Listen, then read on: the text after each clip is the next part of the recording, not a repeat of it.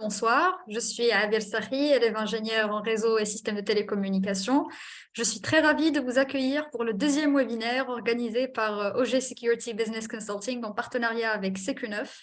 Nous sommes honorés par la présence de Monsieur Jamal Saad, directeur de OG Security Business Consulting et expert international en cybersécurité, Madame Shaimat Bébé, développeuse full stack et ingénieure cybersécurité, Monsieur Khalil Ahmed Moussa, spécialiste en sécurité de l'information, et Monsieur Ayoub Figuigui, spécialiste cloud, managing partner chez Secure9 et membre du Cloud Security Alliance. Alors, qui est OGSBC? OGSBC, c'est un cabinet de conseil et d'audit en cybersécurité. Nous proposons plusieurs services comme la gestion des infrastructures de sécurité de l'information, des services de protection et intelligence économique. Nous délivrons également des formations en cybersécurité et la préparation des formations certifiantes. Nos partenaires sont nombreux.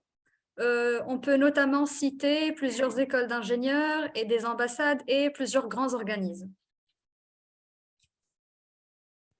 Donc, je tiens à vous rappeler que nous proposons des formations gratuites, donc selon ce que vous avez choisi sur le formulaire que vous avez rempli.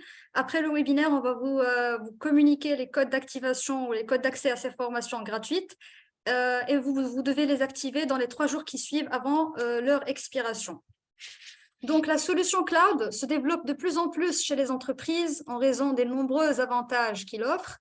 Il permet d'accéder à un large éventail de services et d'applications informatiques. Mais néanmoins, les avantages ne masquent pas les risques de sécurité s'ils sont mal déployés. Donc, je vous invite à nous accompagner cette soirée pour en savoir plus sur le cloud et les risques qui l'accompagnent. Et je cède la parole à Monsieur Jamal Saad qui va nous parler de l'enjeu de la sécurité de l'information.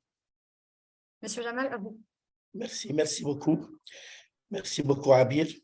Je vous en prie. Écoutez, moi, je n'ai pas grand-chose à dire. Ce que je veux vous dire un peu, je veux poser mes réflexions devant vous. Bien sûr, comme vous le savez tous, nous sommes en pleine digitalisation. Donc, la transformation digitale est entamée. Nous sommes en pleine digitalisation. Le fait que nous sommes en pleine digitalisation, le cloud s'impose. Au début, on parlait d'un facilitateur, mais maintenant, moi, je dirais, mon point de vue, que le cloud s'impose à tout type d'entreprise. Bien sûr, il s'impose par rapport à des enjeux économiques, par rapport à du outsourcing, par rapport au mode de travail de l'entreprise actuelle, télétravail, GED, SOC, tout ce qui va générer beaucoup de data et tout ce qui va aider au processus de transformation digitale en termes des outils collaboratifs, en termes du télétravail, etc. Donc, le cloud s'impose et nous serons tous dans le cloud. D'ailleurs, le cloud ne date pas de maintenant, mais nous serons tous dans le cloud. Maintenant, certes, c'est des grands avantages. Il faut voir les risques. Donc, il y a mes collègues, il y a Khalil, il y a Ayoub et il y a Shema qui vont parler sur les enjeux. Moi, je veux vous dire juste ce qu'on doit avoir en tête lorsqu'on va prendre en considération une solution de cloud. La solution du cloud doit être une solution du cloud de confiance au souverain. Cela ne vient pas à la légère. Cela implique le respect de certaines règles. Les règles essentielles dans cette souveraineté, dans ce cloud de confiance, la première règle, c'est la sécurité totale avec l'écosystème du cloud. Ça, c'est la première règle. Mes collègues ils vont certainement la développer. La deuxième règle, c'est comment on prend en considération et on se prémunit des réglementations extraterritoriaux, c'est-à-dire une dimension de conformité. Pourquoi je vous parle de ça? Je suis très impliqué dans cet aspect.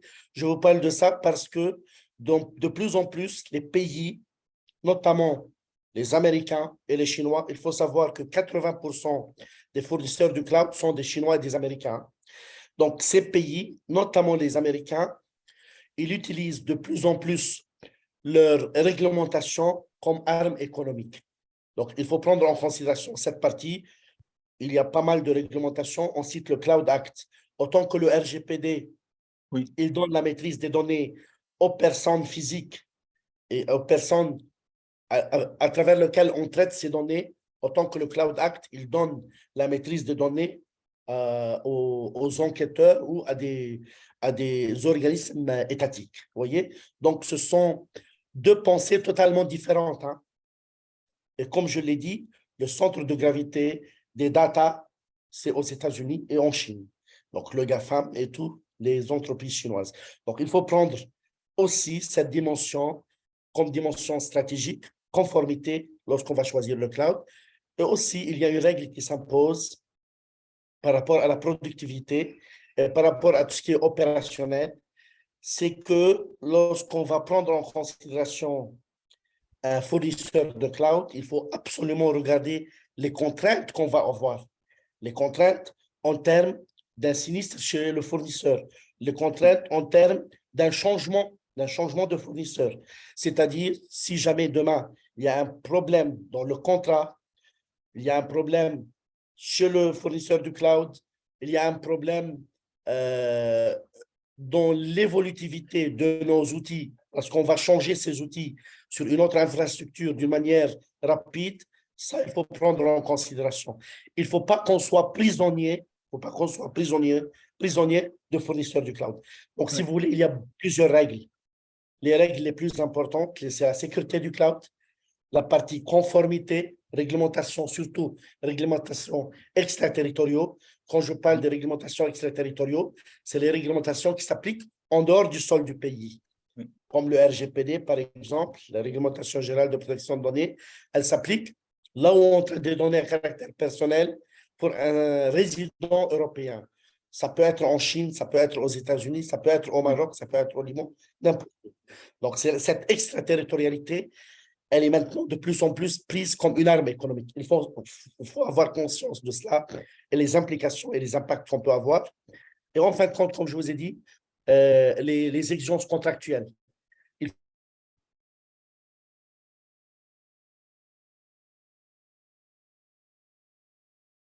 Je n'est pas un grand spécialiste du cloud. Les spécialistes sont mes collègues.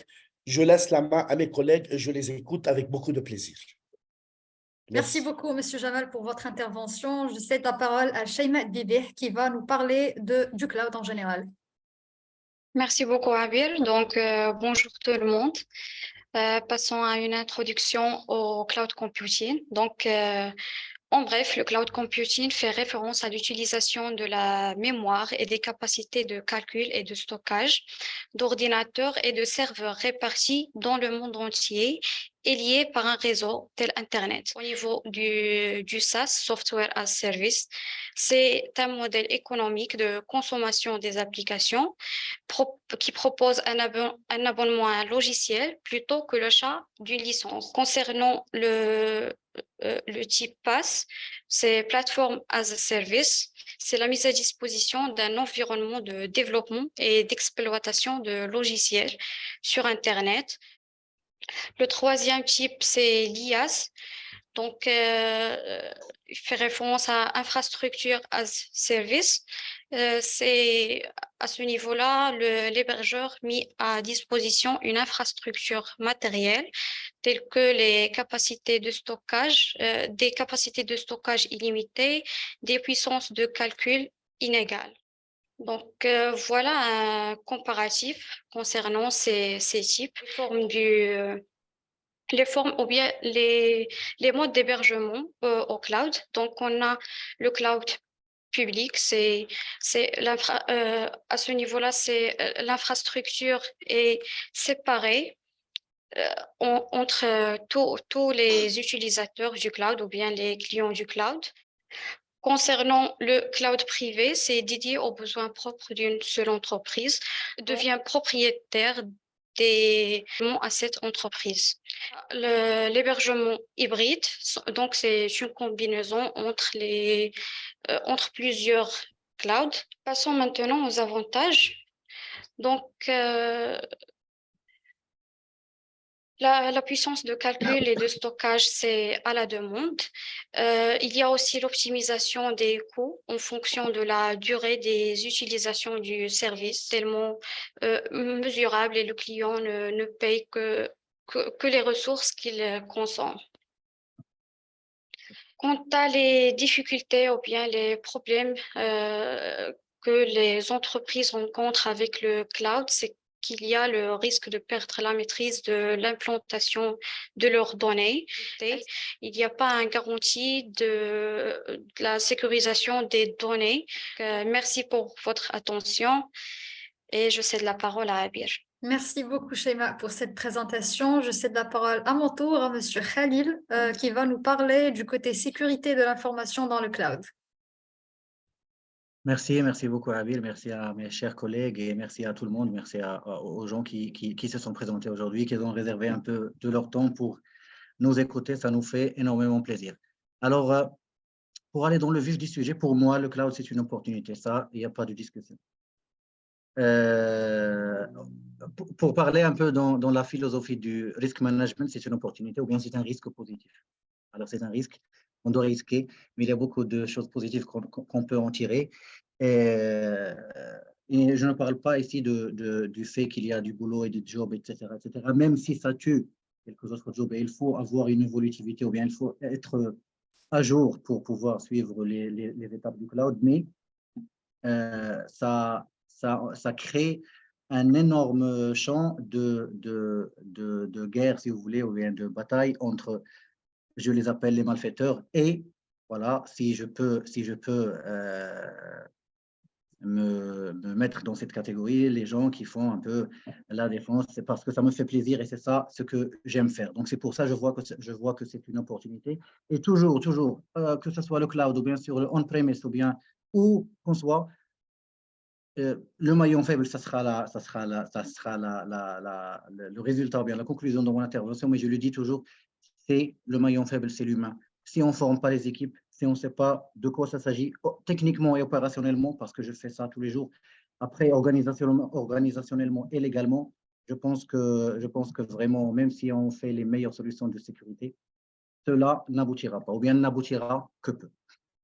Alors, techniquement, pour aller rapidement dans le vif du sujet, ce qu'on fait toujours, c'est lorsqu'il y a une transition, surtout au Maroc, ce que je fais tous les jours, c'est répondre aux questions. Qu'est-ce qu'on fait pour communiquer le on-premises, le local, avec le cloud? Qu'est-ce que je cloudise déjà? Il y a la messagerie, il y a des trucs, des services, je ne citerai pas de nom, mais des trucs de partage d'écran et de travail collaboratif et les outils de productivité, etc.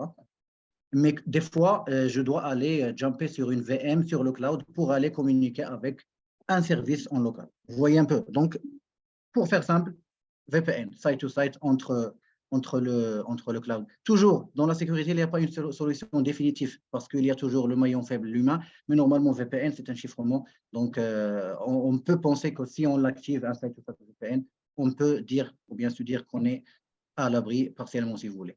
Techniquement et opérationnellement, il y a tout ce qu'on fait sur le local peut être fait sur le cloud, notamment les firewalls. Là, je parle tout ce qui est Khalil, s'il te plaît, lève ta voix. Je t'entends très mal. Lève ta voix, s'il te plaît. OK, là, vous m'entendez? Là, vous m'entendez mieux? Je t'entends, mais je t'entends loin. Et voilà, si tu peux lever ta voix pour que je Bien t'entende sûr, mieux. bien sûr. Ou tu approches le micro, s'il te plaît. Très bien. Je voudrais juste avoir une confirmation. Là, est-ce que ça va maintenant, là? Oui, c'est très bien. Oui, maintenant ça va. OK, très bien. Donc, merci, Jamal. Peut-être le problème vient de chez moi. Peut-être le problème vient de chez Merci, Jamal. Merci. Non, de toutes les façons, je me suis rapproché du micro. Alors, je disais, sur le local, il faut être sûr. Je reviens au slide. Il faut être sûr parce que je communique mon local ou bien mon infrastructure locale parce qu'on ne cloudisera pas à 100% du jour au lendemain. Voilà. Donc, je peux, ou bien quelqu'un peut jumper sur le cloud parce qu'il a une adresse publique. L'utilisateur peut manipuler une manipulation. Il ne sait pas où aller ou quoi faire ou cliquer sur un lien sur une VM. Alors, la VM devient, ou bien le pirate peut avoir accès à la VM et causer préjudice à tout ce qui est local, à savoir messagerie ou bien des fichiers et des factures et des stratégies, etc., tout ce qui est confidentiel. Donc, il faut sécuriser, bien sûr. La sécurité classique, quand je dis classique, c'est un métier et c'est un monde, et je me fais plaisir toujours de de relever ces défis, c'est les firewalls périmétriques, les antivirus et les anti-malware et les zones DMZ, etc. Donc, c'est tout un métier. Mais il faut réfléchir que tout cela peut être cloudisé. Donc, tous les constructeurs et les éditeurs cloudisent leurs services, cloudisent leurs produits, les firewalls ou bien les antivirus. Donc, il y a une coexistence entre ces fournisseurs, les plus grands, AWS, Azure, etc., avec les autres constructeurs, que ce soit le Fortinet ou le Cisco, etc., et toutes les possibilités de sécuriser, implémenter la MFA, l'authentification à facteurs multiples. Donc, pourquoi je vais rapidement sur ça? Parce que c'est important et c'est intéressant. Il faut le savoir, il faut savoir comment l'implémenter et former les équipes à le faire. Mais ce n'est pas tout. Mais de toutes les façons, entre le local et le cloud, il faut être sûr sur le local, il faut être sûr et sécurisé sur le cloud en utilisant par exemple sur les VM un firewall périmétrique et des sites VPN, etc. Mais savoir lorsque je stocke une donnée, qu'est-ce que je stocke et comment je stocke. Les fournisseurs de cloud, ils le disent, et c'est une obligation, il ne faut pas le cacher, pour être conforme ou bien pour respecter les lois en vigueur dans les pays ou bien les normes et les conformités comme Jamal l'a expliqué. La réponse rapide, est-ce que les données sont stockées? Parce que là, il faut répondre à cette question avant de proposer de vendre ce service à un client. La réponse est bien sûr, mais comment?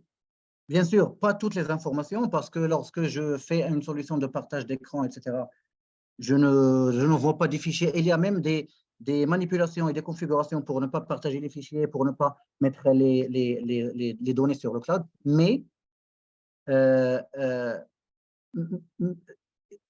les informations qui sont stockées, par exemple, si je mets un agent d'un antivirus sur une machine, il est très normal que le cloud, parce qu'on peut gérer le local depuis le cloud, il est très normal que le fournisseur de cloud voit l'information, ou bien gère l'information, ou alors traite l'information. Donc, de ce fait, il faut accepter que le fournisseur de cloud stocke les informations. Mais la question est comment? Lorsqu'on est en cloud privé, on peut être un fournisseur de cloud privé, bien sûr. Moi, j'ai un data center et j'ai une adresse publique pour y accéder. Ou alors, je peux traiter les données de tierces ou bien d'organismes qui me font appel. C'est ça le cloud privé en général. Je dois respecter les lois parce que je traite leurs données et je dois les stocker d'une façon. Mais le grand public, et je parle de Azure et AWS, etc. Donc, comment ils le stockent? Déjà, il faut savoir que pour stocker une information, il faut qu'elle soit stockée en H2H, doublement haché, et ça, c'est le minimum. L'autre mesure, c'est qu'il faut avoir une durée de rétention de cette information et informer l'utilisateur qu'il y a cette durée de rétention qu'on peut configurer, qu'on peut changer selon le service. Par exemple, pour les Defender, je fais de la sécurité depuis le cloud vers le local.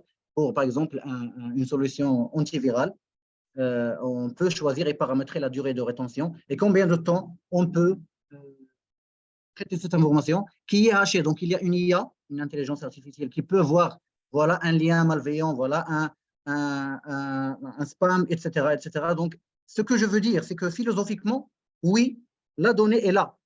Mais comment on la traite, comment on la stocke, c'est ça le problème. Alors, il faut respecter les lois qui disent que cela ne doit pas être visible, sauf s'il y a des atteintes à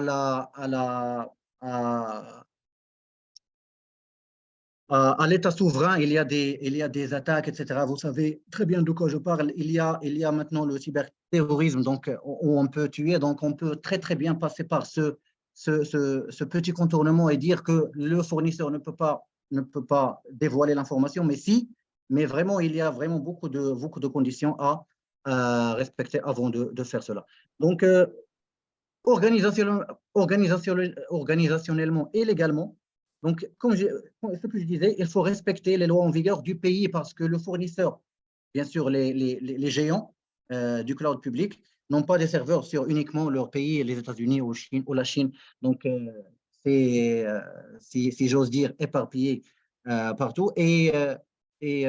Ça rassure un peu les utilisateurs. Si je suis par exemple au Maroc et mon serveur ou bien les données sont en Europe, il y a le RGPD, donc je sais les lois en vigueur de protection des données, par exemple à caractère personnel. Je me dis que là, dans ce pays ou bien dans ce territoire, je sais comment cela fonctionne.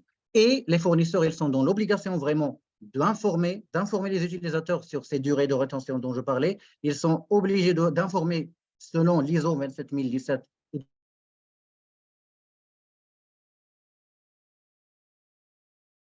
Utiliser bien sûr ces données à caractère personnel. Et là, je parle sous le contrôle de mon professeur Jamal. Données à caractère personnel, c'est une donnée à partir de laquelle on peut découvrir qui je suis. Si je traite cette information, ou bien je vends par exemple aux gens qui font de la publicité, etc., ça c'est une atteinte et on peut avoir des problèmes et payer de grosses amendes.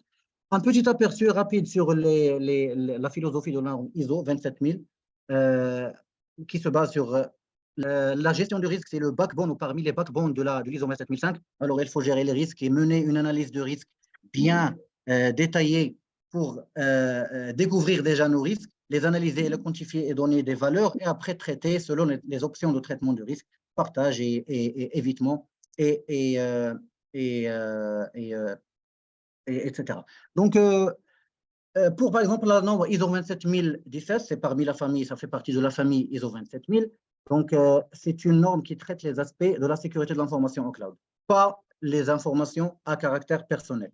Alors, il y a des conseils, il y a des guides pour bien gérer ces informations, bien gérer ces risques et à qui donner accès, à quoi, les restrictions d'accès et aller dans la lignée de la philosophie ISO 27001. Après l'ISO 27018, ça concerne la protection des données à caractère personnel. C'est là que je parlais de, par exemple, vendre les données ou bien utiliser les données à des fins lucratives par le fournisseur de cloud ou bien le cloud user. Ça, c'est une atteinte et on ne peut pas être conforme à cette norme ou bien être certifié. ISO 27000, si on est fournisseur de cloud, c'est ça le périmètre qu'on cherche à certifier. On ne peut pas l'avoir ou bien on ne peut pas être certifié. Si, par exemple, je fais cette usurpation, bien cette vente, pas usurpation, je m'excuse, cette vente, ou bien cette utilisation de ces informations à ces fins lucratives. Ce que je veux dire, et je l'ai dit au début, c'est que le maillon faible toujours est l'humain. Il faut former, même si je fais appel à un cloudizer connu, mes VM sont sécurisés, je peux utiliser la VM ou bien faire utiliser la VM par un utilisateur qui n'est pas formé, qui n'est pas sensibilisé, et on peut causer préjudice vraiment qui est énorme et un effet papillon sur le local et sur le cloud. Alors, voilà, je récapitule. Donc, il faut savoir que les données peuvent être stockées. C'est en hash du hash. C'est d'une façon que je dois informer l'utilisateur où les données sont stockées. La durée de rétention, c'est moi qui dois la paramétrer selon les services et je ne dois pas aller dans les détails pour donner la parole à mon cher collègue Ayoub et se conformer ou bien être conforme à la philosophie de la norme ISO 27000 qui, bien sûr, s'articule sur la gestion des risques si je suis fournisseur ou alors si je suis utilisateur qui va faire appel à un fournisseur de cloud.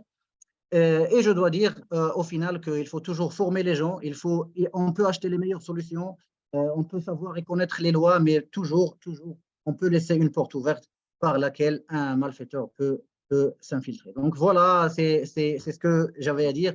S'il y a des questions, elles sont les bienvenues après l'intervention de mon cher collègue Ayoub. Abir, à toi.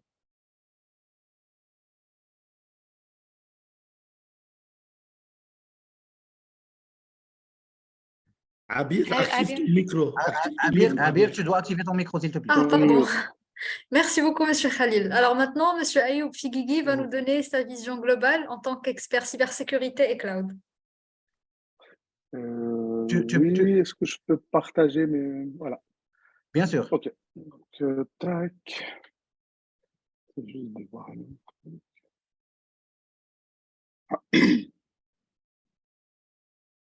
Voilà. Le bouton partager, Ouais, faut que j'active en fait le truc parce que dans mes privacy, j'accepte pas Zoom. Ah, Mm. Tac. Hop. Dites-moi si vous voyez mon écran. Oui, oui. On le oui, voit oui, très bien. oui, on le voit très bien. Parfait. OK. Donc, comme je disais, c'est un premier webinaire. Donc, là, suite à l'appel de Monsieur Sad, qui est mon professeur et mon ami, donc que je tiens à remercier pour cette occasion de partager un peu mon savoir-faire et au-delà de ça, en fait, mon savoir-être, parce que d'ailleurs, je vais commencer par me présenter. Donc, mon nom, prénom, vous le connaissez déjà. Je suis père de deux petites merveilles, hein, donc, qui font mon bonheur tous les jours. Et du coup, je me donne comme objectif de rendre le monde un monde meilleur pour la suite. Je suis professeur grâce à Jabal aussi, parce que j'interviens sur certaines formations qu'elle m'a invité. Je suis un apprenti permanent, donc j'apprends tout le temps. Je suis un villageois et fier de l'être. Villageois pur produit du Maroc. Et un gars de la cybersécurité, donc ça fait quand même plus de 10 ans que je baigne dans ce monde-là et surtout dans les aspects conseils. J'avais créé en fait le cabinet CQ9 à l'époque, il s'appelait AFI Business Consulting il y a 7 ans, en 2015. Je crois que Jamal y est pour quelque chose, c'est de quoi je parle. Je suis membre de la Cloud Security Alliance depuis 2015 et j'avais aussi fondé le chapitre marocain de la Cloud Security Alliance en 2015. Donc j'avais lancé cette initiative, mais je crois que le marché marocain n'était pas mature à ce moment-là pour comprendre les enjeux du cloud. Aussi, je crois qu'il y a il y a eu une réticence sur tout ce qui est transfert de données sur le cloud. J'avais lancé un appel à l'époque à pas mal de personnes pour me rejoindre dans l'aventure, mais bon, je pense que le message n'est pas passé, donc je vais profiter quand même aujourd'hui de cette présentation pour relancer l'appel s'il y a des incharitables qui souhaitent rejoindre l'aventure et retransposer les choses dont je vais parler ensuite. Donc un avant-propos avant tout, donc ça c'est deux caricatures qui schématisent un peu la réalité du cloud comme on la voit aujourd'hui dans les entreprises et surtout chez les clients chez qui je passe, pas tous, il y en a ceux qui savent de quoi il s'agit, mais si vous voyez la première caricature, elle parle en fait de stratégie. Donc, on entend tous parler de stratégie cloud first, c'est-à-dire qu'on est en train de fermer des data centers, on est en train d'oublier tout ce qui est modèle de déploiement en premises. Et du coup, la meilleure stratégie, c'est de fermer les yeux et sauter. Et donc là, je rejoins un peu mon ami Khalil qui parle de formation, parce qu'en fait, il y a pas mal de sociétés qui se sont retrouvées dans une situation où elles ont passé d'un modèle en premises 100% pour partir sur le cloud, mais les équipes opérationnelles n'étaient pas prêtes. Et quand les équipes opérationnelles n'étaient pas prêtes, donc c'est difficile de suivre le rythme, sachant que le cloud, elle permet certainement de gagner en productivité. Mais là, c'est code à lui tout seul. Donc, c'est un autre monde, c'est une autre manière de travailler, une autre manière de configurer, de déployer. Mais ça nécessite quand même un coaching. Oui. Après, il y a le deuxième point, c'est que quand on a fermé les yeux, on a sauté en fait dans le cloud, c'est avéré que le gros problème, c'était pas en fait la fuite des données à ce moment-là, c'était des problèmes financiers certainement, de productivité, mais à tel point qu'on croyait que le plus grand risque, c'était un cyclone ou une tempête, on va dire. Donc ça, on parle en fait de l'approche risque. Du coup, moi, je vais aborder le sujet sous 3 angles, pas plus. Première chose, c'est que je vais essayer quand même de faire une introduction globale à ce que c'est le cloud computing, parce que on ne peut pas sécuriser ce qu'on ne sait pas. Donc, ça, c'est la première des choses. Deuxième chose, c'est de parler de tout ce qui est risque et menaces sur le cloud. toute façon, il suffit juste de suivre l'actualité. Vous allez voir qu'il y a des choses qui font peur quand même en matière de sécurité cloud et de sécurité de l'information au sens global. Et enfin, m'intéresser à un autre sujet aujourd'hui qui est la sécurité du cloud. Et bien sûr, à la fin, s'il y a des questions, je serai plus que ravi de répondre. Donc, première partie, je commence par le proverbe en fait, de Sénèque qui est très connu, qui dit en fait qu'il n'est pas de vent favorable pour celui qui ne sait pas où il va, mais aussi celui qui ne sait pas d'où il vient. Ça, il faut le savoir. Du coup, là, j'essaie de donner une définition du cloud. Donc, le NIST, en fait, en 2011, il avait donné une première définition de ce que c'est le cloud computing. Donc, en fait, le cloud computing, c'est un modèle ubiquitaire qui permet, en fait, d'obtenir des ressources en demande, sur la demande, en fait. C'est-à-dire que à chaque fois que j'ai besoin d'une ressource compute, storage ou network, donc, je peux l'avoir. Et donc, tout ça a un historique. Hein. Ce monde-là, il ne s'est pas construit tout seul. On est aux anciens. Donc, ça, c'est le résultat du travail des générations avant nous. Nous, on n'est que les heureux utilisateurs de cette fabuleuse technologie. Donc, l'histoire a commencé dans les années 60 avec les mainframes. Quand on a rendu, en fait, les mainframes accessibles par réseau téléphonique. En 72, il y avait la première machine virtuelle qui a été développée par IBM. Les années 80, comme vous le voyez, Walou, je ne sais pas, est-ce que c'est parce que je suis né en cette décennie, mais en 90, 80, il y avait des choses. Mais je crois que c'était on s'intéressait à l'Internet ou au web, donc Walou. 91, donc c'est l'émergence de l'Internet et du World Wide Web, comme on le connaît aujourd'hui. C'est-à-dire c'est l'accès à des pages à distance depuis un terminal. Et en 93, c'est là où il y avait la première utilisation du mot cloud pour décrire ce qu'on appelle les ressources distantes. Il y avait aussi un grand événement aussi qui a facilité le développement du cloud, c'est l'année 99, quand VMware a développé la première machine virtuelle sur sur l'architecture x86. Donc, la virtualisation, c'est là où on commençait à voir un peu la possibilité de faire des choses et surtout, je crois, de limiter l'utilisation des machines physiques en ayant une seule machine physique qui permet de faire tourner plusieurs machines virtuelles grâce à des technologies de virtualisation, les hyperviseurs et compagnie. Et 7 ans après, Amazon, ce qu'on connaît aujourd'hui sous le nom d'Amazon Web Services, ont lancé 2 services, donc EC2 pour tout ce qui est compute et S3 pour le storage. 2007, donc Google Apps. 2008, il y avait Google Apps et Engine, mais ça, c'était les prémices en fait de Google Cloud Platform. 2010, donc Microsoft, bien sûr, va rejoindre ses amis. Ils ont lancé Azure. 2011, Office 365 et iCloud par Apple.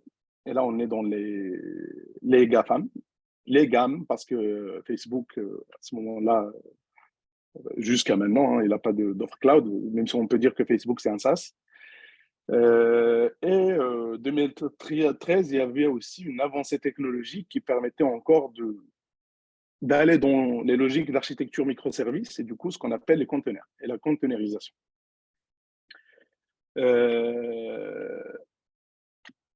Du coup, en fait, tout ça pour dire que voilà, le cloud, il a été inventé par des gens, par des personnes et par des sociétés. Donc, il y a plusieurs composants dans le cloud. Là, on parle en fait des serveurs, des systèmes d'exploitation, pardon, donc, qui ont été développés par Intel, Microsoft, Linux, la virtualisation par VMware. Et après, en fait, il y a la Cambridge University qui a aussi sorti le Xena Hypervisor. Tout ce qui est aussi réseau, parce que en fait, accès à des ressources à distance nécessite quand même une bande passante réseau importante. Sinon, ça n'aurait pas été possible. Hein. Il suffit juste de revenir aux années 90, en fait, avec nos modems RTC avec une capacité à je ne sais même pas combien de kilos. Je vous invite en fait à vous connecter sur le cloud avec ce modem-là. Vous allez voir que ça ne va pas être facile. Donc, les avancées du réseau aussi ont permis de faire ça. Et maintenant, on voit carrément des choses qui vont dans le sens de cette virtualisation, de cette cloudification, quand on parle de tout ce qui est Software Defined Network ou SDN, quand on parle de, comment dire, j'ai perdu le mot, mais en tout cas, il y a pas mal de choses en fait qui passent aussi dans le monde du software. Et le cloud, ça s'appuie aussi beaucoup sur du software et sur des API maintenant. C'est pour ça qu'on entend aussi aujourd'hui parler de ce qu'on appelle les API Fast en termes de stratégie. Et bien sûr, il y avait aussi ce qu'on appelait à l'époque Application Service Providers. C'est du SaaS. En gros, c'est des fournisseurs d'applications, mais c'est du SaaS. C'est juste qu'on a changé de nom de ASP à SaaS. Et le IaaS, c'est-à-dire Infrastructure as a Service, c'est Amazon Web Services qui lançait avec EC2 et S3. Ce dont il faut vraiment se souvenir quand on parle, ou faire attention quand on parle du cloud, c'est qu'il y a 5 caractéristiques essentielles en fait pour tout cloud. On prend n'importe quel cloud computing, on va trouver les 5 caractéristiques, et ça ressort en fait d'un document 2011 aussi du NIST qui a défini les 5 caractéristiques essentielles. Donc c'est un service en demande, sur la demande, c'est-à-dire que je demande des ressources, je les ai, qui est accessible en fait via le réseau. Donc, c'est pour ça que ça nécessite en fait des accès distants avec des bandes passantes intéressantes, qui permet en fait de pooler des ressources, c'est-à-dire d'activer des ressources à la volée et à la demande, qui permet une élasticité. Ça veut dire en fait que ça permet d'avoir une scalabilité horizontale ou verticale selon le besoin qu'on a en fait d'utilisation. Et aujourd'hui, on parle des approches auto-scale. Ça veut dire aujourd'hui, on n'a plus rien à faire. Si on a une utilisation accrue de nos capacités compute, c'est le cloud avec des capacités auto-scale qui va en fait soit faire une élasticité horizontale ou verticale pour répondre aux besoins et après revenir au niveau demandé. Et la dernière chose, c'est un service mesuré. Et c'est normal parce qu'en fait, pour des questions de finance aussi, ce qu'on appelle FinOps, il faut mesurer ce qu'on a consommé. Et de là qu'on parle de l'approche Pay as you go. Ça veut dire payer à votre consommation. Et donc, il y a des logiques aussi financières derrière, en fait, parce qu'on transforme ce qu'on appelle du CAPEX en OPEX, Capital Expenditure, à ce qui est de l'Operational Expenditure. Et ça, on va le comprendre dans les deployment models, en fait. Et donc, il y a 3 services modèles. Le premier, c'est le SaaS. Là, en fait, on le consomme. Pas vraiment, parce que si on prend par exemple du Salesforce ou des sujets, surtout sur les aspects sécurité, parce que les SaaS, ils vont fournir en fait l'application, mais ils fournissent aussi des baselines de sécurité. Il faut savoir les configurer pour sécuriser le SaaS. Le PaaS, c'est-à-dire build, et là en fait on est à un niveau middleware, ça veut dire que là on va faire du build là-dessus, on va construire nos applications, et le IaaS, ça va nous permettre de construire notre infra. Et il y a des modèles de déploiement automatisé aujourd'hui avec ce qu'on appelle Terraform, CloudFormation, ou enfin c'est des modèles où on peut en fait ce qui se passe aujourd'hui c'est inimaginable il y a 10 ans.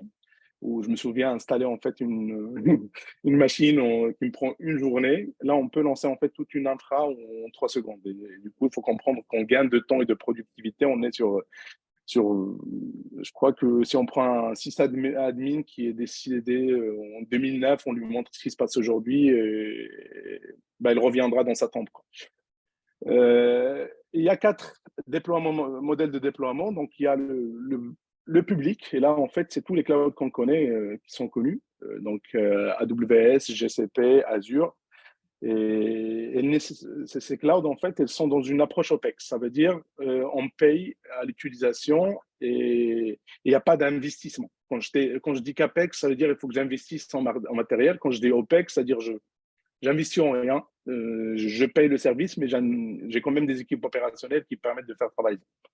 L'hybride, c'est en fait je vais passer sur le privé. Le privé, c'est limite on premises. C'est-à-dire, c'est juste en fait que j'ai des technologies qui me permettent d'avoir un cloud dans mon data center. Ni plus ni moins. Et là, on est sur du CAPEX et on est sur un modèle, ce qu'on appelle le solo tenancy. C'est-à-dire, il y a un seul locataire. c'est-à-dire l'organisation qui a monté le privé. L'hybride, on a en fait une combinaison du public et du privé. Donc là, on a une combinaison de l'OPEX et du CAPEX, on investit dans le privé et on consomme le public et on crée des liens entre les deux. Il y a des express routes si on parle d'Azure,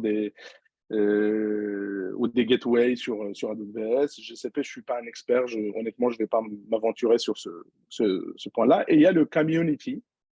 Et là, c'est un modèle aussi spécial. Et donc, l'OPEX, c'est le côté user, c'est-à-dire il paye à l'utilisateur du cloud communautaire. Mais le CAPEX, c'est-à-dire l'investissement pour maintenir et mettre en place ce cloud, elle est au niveau des organisations qui le montent, en fait, et de la communauté qui le monte.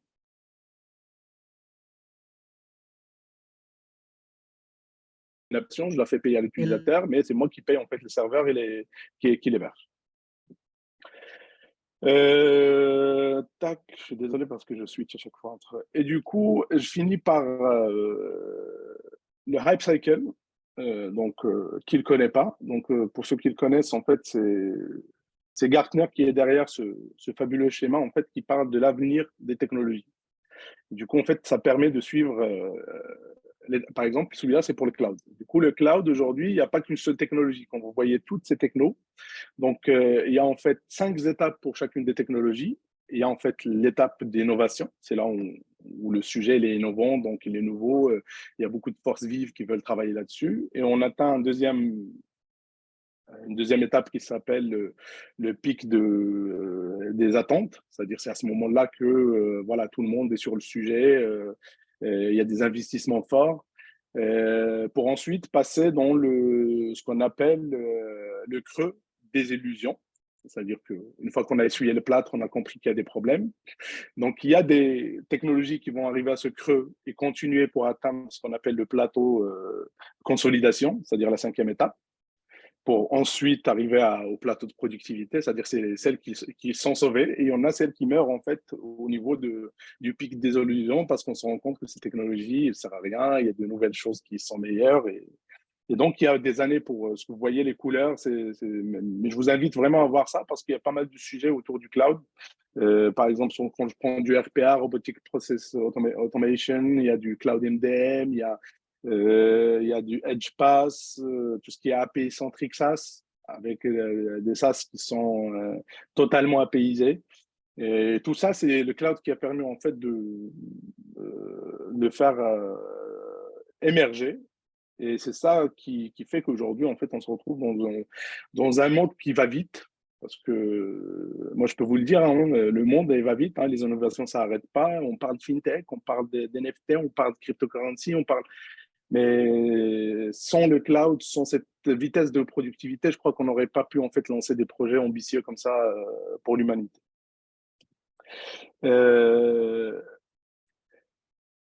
Deuxième chapitre, donc là en fait je vais vous parler des risques et du coup il y a un mythe sur internet qui dit qu'il n'y a pas de cloud, c'est juste l'ordinateur de quelqu'un d'autre. Et est-ce que vraiment c'est l'ordinateur de quelqu'un d'autre? Ben non, tout simplement. Oui, c'est l'ordinateur de quelqu'un d'autre si on parle en fait d'Amazon parce que c'est leur propriété. Mais c'est une capacité de calcul, une capacité de stockage. C'est un réseau en fait qui vous est attribué à la demande, donc vous êtes locataire. C'est comme si vous me dites en fait, vous habitez un appartement, vous êtes locataire, mais c'est pas à vous. Ben, vous le considérez comme à vous quand même parce que vous y habitez, il y a vos affaires dedans. Mais elle est au propriétaire. Et on va parler de choses qui expliquent comment gérer cette situation-là. Donc, il y a un contrat de confiance qui s'établit, mais il y a des choses aussi à mettre en place. Et le cloud, c'est bien, mais il faut penser au parachute avant de sauter dans le cloud, tout simplement. Donc là, c'est juste quelques extraits de presse que j'ai récupérés à gauche à droite pour expliquer ce qu'on a vu en fait sur 2022. Et il y en a un en 2021 parce que sur 2022, j'ai pas le souvenir en fait d'un problème de disponibilité sur un des clouds, mais en 2021, décembre, il y avait un gros problème sur AWS. Et je peux vous dire qu'il y avait Netflix, Disney+, qui étaient à genoux. Hein. Donc, service inopérant. Après aussi, en termes de fuite de données, ben là, on n'en parle pas. Ben la meilleure, c'est le Blue Bleed avec Azure, ce qui s'est passé dernièrement en fait en octobre, où il y avait une mauvaise configuration qui a été déployée sur un blob storage et du coup, ça a fait fuiter les données de 65 000 entreprises, 256 000 projets, je crois, et je crois plus de 120 pays. Donc, si on parle en fait d'attaque, c'est pas une attaque, c'est une erreur humaine. Donc, dont on parle, il faut continuer à former, mais là, c'est une erreur humaine côté cloud public. Hein. C'est pas. Et donc, voilà, il faut savoir en fait qu'aujourd'hui, on met des terras et des terras de données chez les clouds publics. Il faut s'assurer en fait que les policiers de protection qui sont mises en place permettent de les protéger. Et même si on s'assure, bah, si l'exploitant côté cloud public il fait une erreur, bah, voilà, ça donne le Blue Bleed.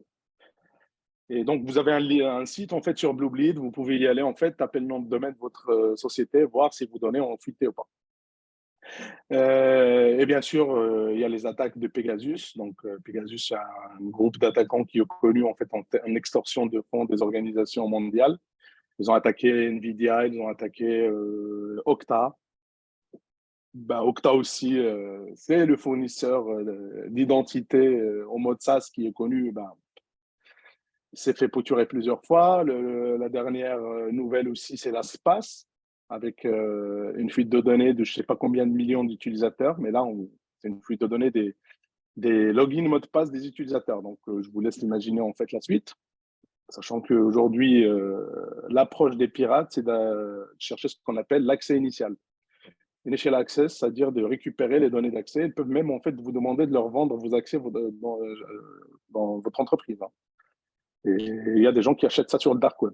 Je ne vous dis pas ça pour le vendre, mais il faut le savoir. En juillet aussi, il y a une fuite en Chine. Et là, on a 1 milliard, des données de 1 milliard de Chinois en fait qui ont fuité. C'est des pirates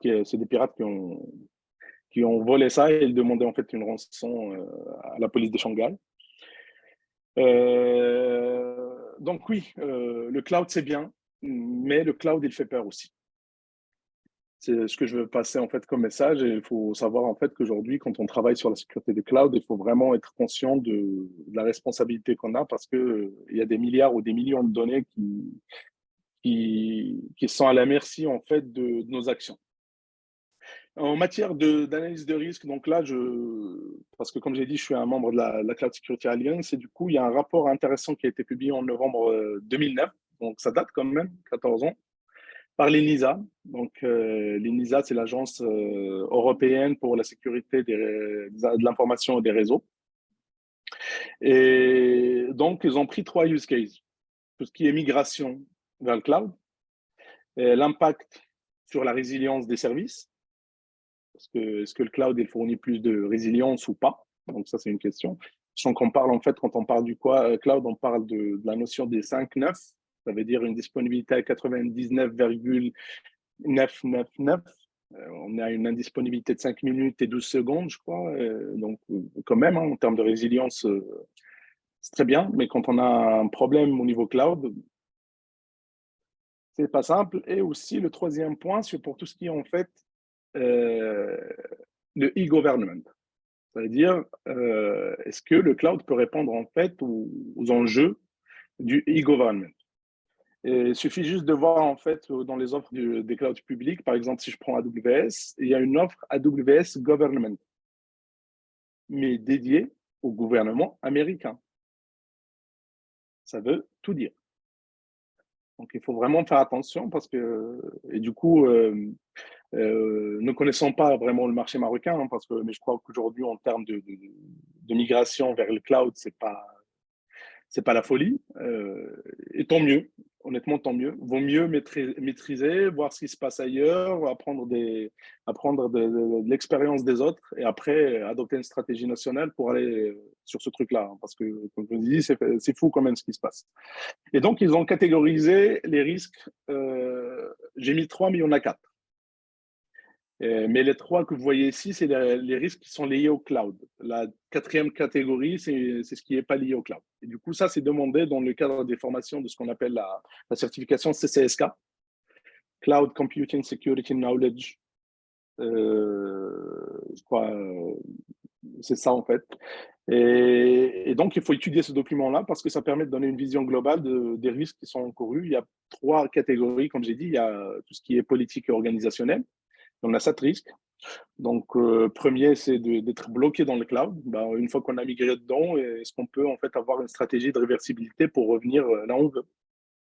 Je vais poser une question aussi simple. Est-ce que si je déploie chez Azure, ça ne me plaît pas, est-ce que je peux porter en fait toute mon infra et la mettre chez AWS ou chez GCP ou chez Oracle ou chez Huawei, par exemple? Donc, ces questions de portabilité, c'est que tout ce qui est aussi perte de gouvernance, c'est-à-dire la perte de maîtrise de l'infra. Je vois pas l'heure, hein, donc je suis désolé, j'ai dépassé, mais bon, il y a pas mal de choses à dire. Et en gros, technique, il y a 13 risques aussi. Donc, tout ce qui est saturation des ressources. Parce qu'il ne faut pas oublier, hein, le cloud, c'est pas infini. Il y a une infra, elle est limitée. À un certain moment, le data center, quand on aura utilisé toutes les ressources, on les aura utilisées. Et quand il n'y a plus d'espace en fait, dans les racks pour mettre des serveurs, on va les mettre où? D'ailleurs, maintenant, il y a des stratégies en fait, de mettre des.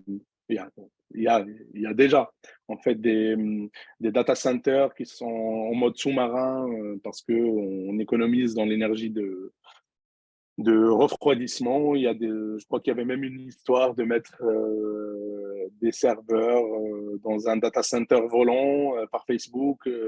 En tout cas, il y a tout ce qu'on peut imaginer. Hein. Et ça ne m'étonnerait pas qu'un jour, on aura des data centers volants au-dessus de nos têtes dans l'espace qui tournent autour de la Terre. Et il y a le risque légal, et celui-là aussi, il est vraiment à prendre en compte. Par exemple, je prends juste l'exemple de Cloud Act, parce que le Cloud Act, c'est quelque chose qui est fou quand même. C'est-à-dire que ça permet en fait à l'État américain de saisir les informations, de demander au cloud provider de donner les informations personnelles d'une personne qui est sous enquête. Donc, par exemple, je sais pas, Youfi Guillon, en fait, elle est soupçonnée pour un acte de terrorisme, toutes mes données vont être filées au gouvernement américain. Et ce peut que c'est un homonyme à moi, donc toutes nos données vont être filées. Du coup, moi, j'ai rien fait, mais quand même, mes données sont filées. Après, on parle en fait du Privacy Shield, de tout SCREMS 2, tout ça, ça a été invalidé par la Cour de justice européenne. Et donc, en termes de cadre légal aujourd'hui, même en matière de RGPD, il y a des questions qui se posent.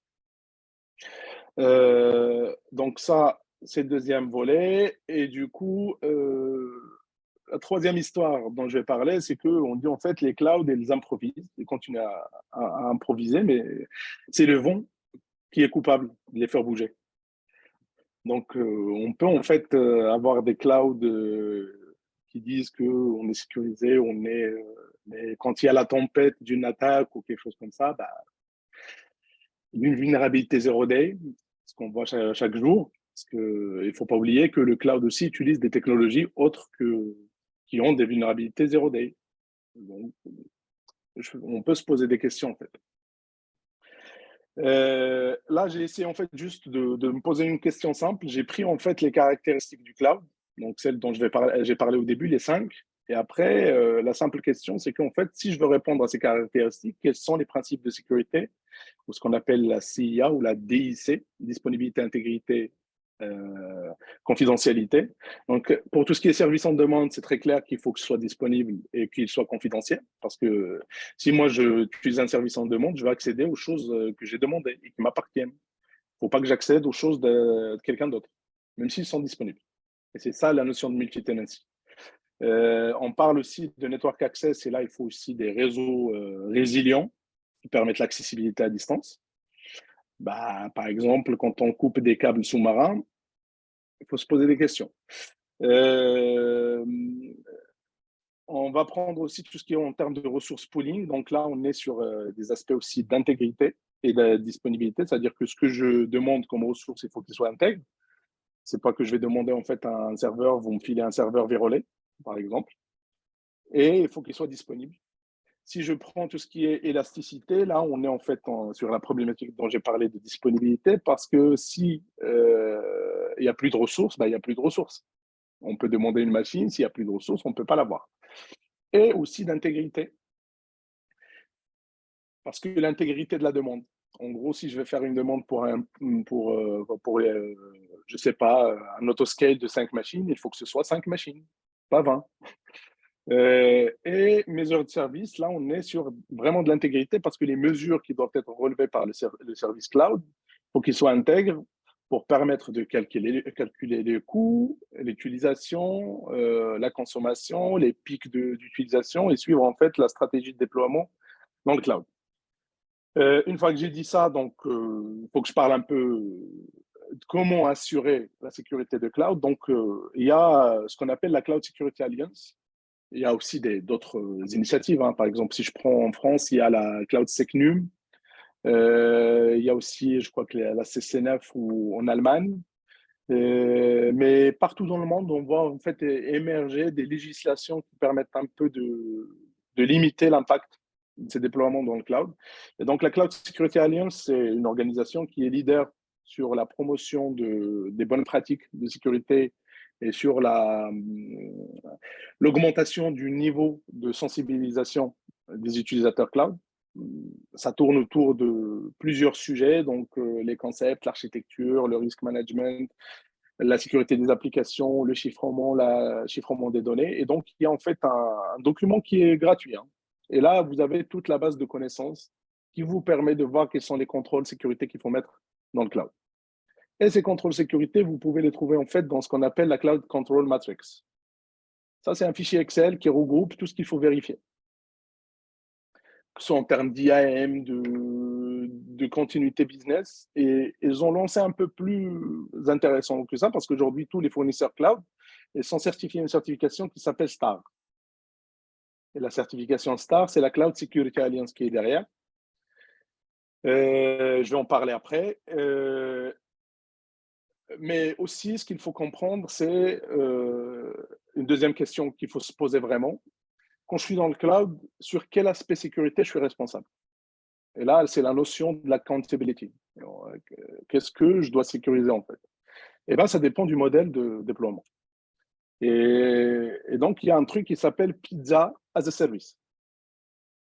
Et ça donne en fait le pendant de ce qu'il faut faire. Par exemple, en fait, quand je veux faire une pizza, il va me falloir en fait la pâte à pizza, tomates, du fromage, les suppléments, il va me falloir un four, du soda, une table pour manger.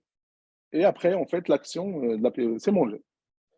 Après, quand je suis en fait, j'utilise un four externe, c'est-à-dire le farran à l'extérieur. Donc, je fais tout, mais je prends mon truc et je le ramène au four pour qu'il me le cuise. Et après, je le récupère. Quand je suis dans une démarche de delivery, c'est-à-dire on va me livrer la pizza chez moi, moi, j'ai besoin juste de demander le soda en plus, la table. Je sécurise ça, en fait. Donc, je sécurise ma table, mon soda et manger, et c'est bon.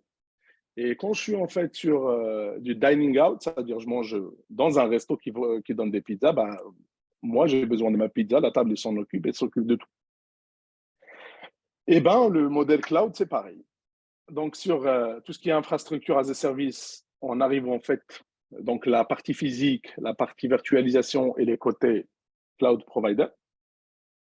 Mais une fois qu'on arrive sur la partie network, la responsabilité elle est partagée. Et là, on est sur l'IaaS. Hein. Et après, donc, une fois l'IaaS, après, il vous revient d'installer l'OS que vous voulez, d'installer les middleware que vous voulez, les applications que vous voulez, et d'attribuer l'accès aux données comme vous le souhaitez.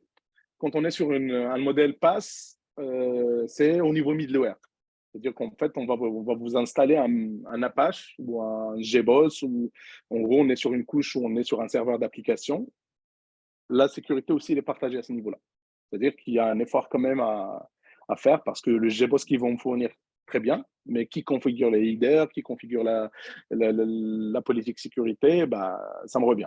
Du coup, c'est de ma responsabilité. C'est pas parce que je suis dans le cloud, c'est bon, la sécurité, c'est très bien, et moi, j'ai rien à faire. Non. Ça dépend du modèle. Et on est aussi sur le SaaS. Donc là, en fait, on s'affranchit de tous les aspects sécurité jusqu'au niveau application.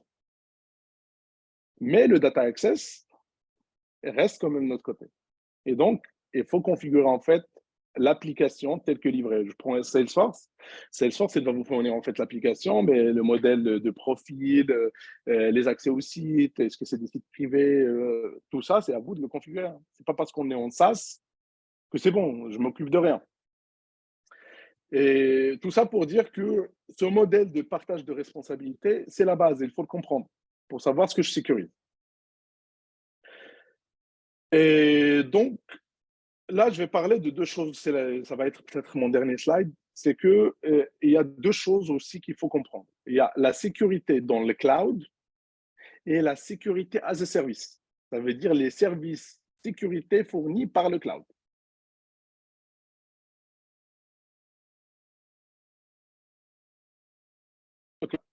Et c'est là, en fait, que j'ai parlé de la CCM, la Cloud Control Matrix.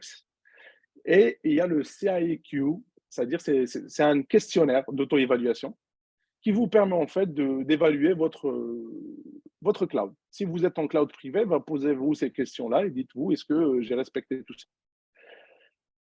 Et donc, la Cloud Controls Matrix, il y a la version 4 qui est sortie.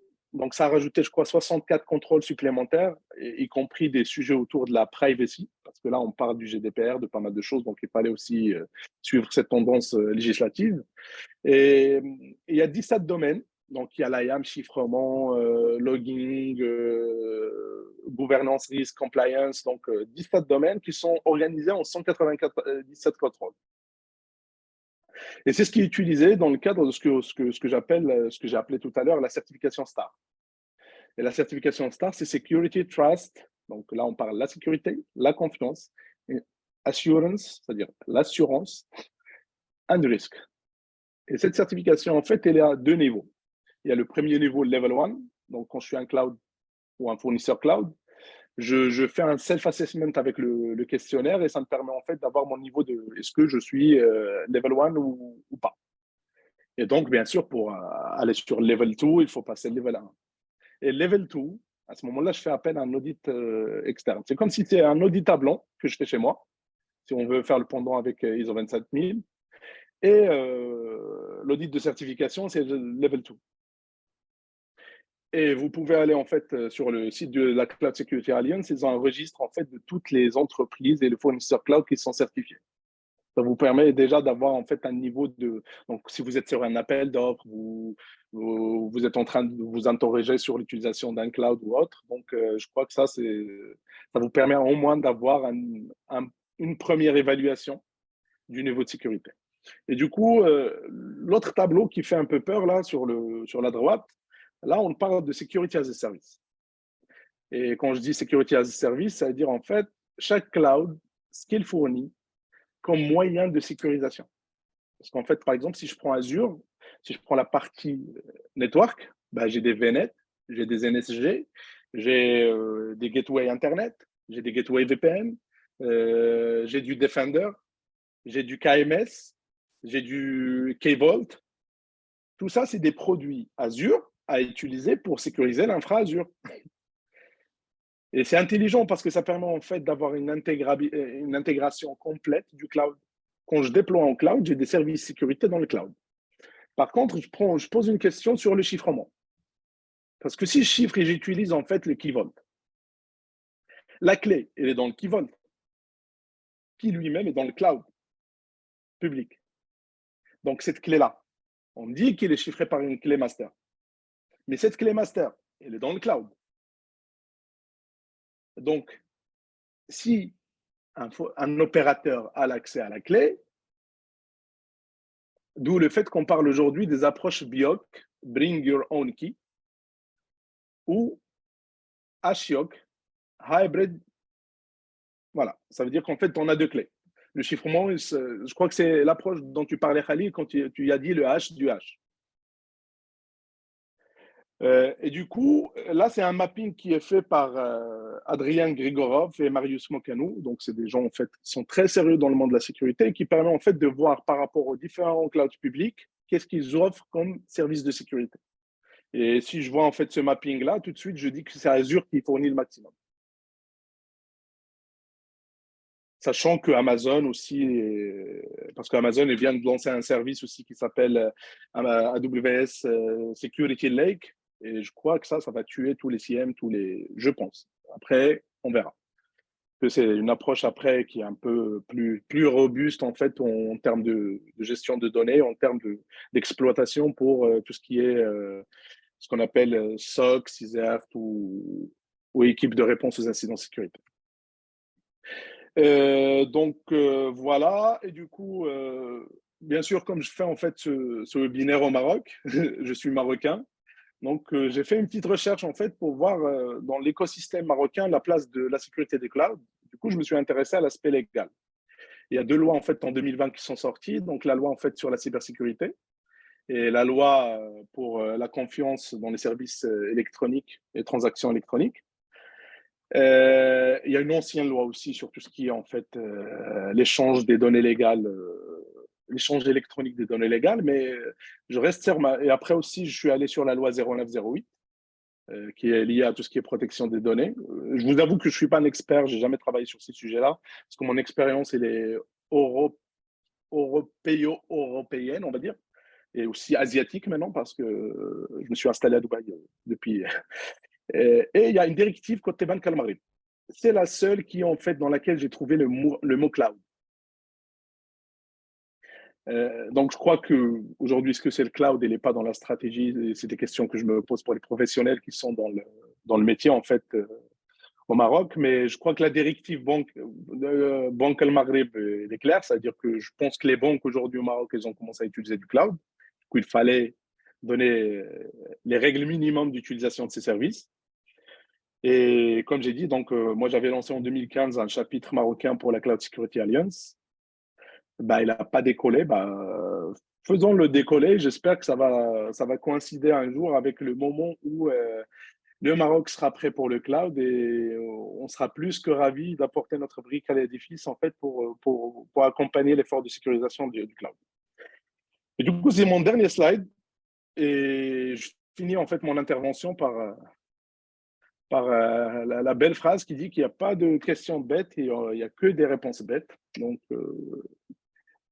à vous, messieurs.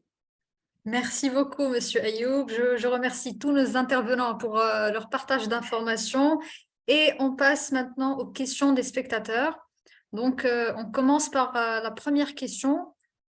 Est-ce qu'on peut utiliser le cloud privé comme backup du cloud public et vice-versa ou pas? Elle est destinée à qui la question? Est-ce que... Oh. Si vous vous sentez à l'aise pour répondre, vous pouvez répondre. Pas de souci. Oui. Vas-y, Ayoub, oui, vas-y. Est-ce qu'on peut utiliser un cloud privé comme un backup pour le cloud public? Tout à fait. Et vice-versa. Techniquement, tout est possible. Hein. Mais Voilà. après, en fait, si on a choisi vice-versa, je ne suis pas d'accord. Donc, on peut utiliser en fait le cloud privé comme backup pour le public parce qu'on veut en fait garder la main et le contrôle de nos données. Par contre, si on a choisi de faire un cloud privé, c'est qu'on ne voulait pas aller sur le public. C'est ça. Donc, dans ce sens-là, ça n'a pas de sens. Je ne sais pas si ça répond à votre question. Et du coup, c'est pour ça qu'on parle aussi du cloud hybride. Hein. Parce que l'hybride, c'est du privé et du public qui causent entre eux. C'est une fédération des deux. D'accord, donc... Je ne sais pas si ça répond à la question. Donc, on attend la réponse. En attendant, on passe à la question suivante. Donc, qui garantit la confidentialité des données hébergées dans le cloud après l'échéance des contrats avec les fournisseurs?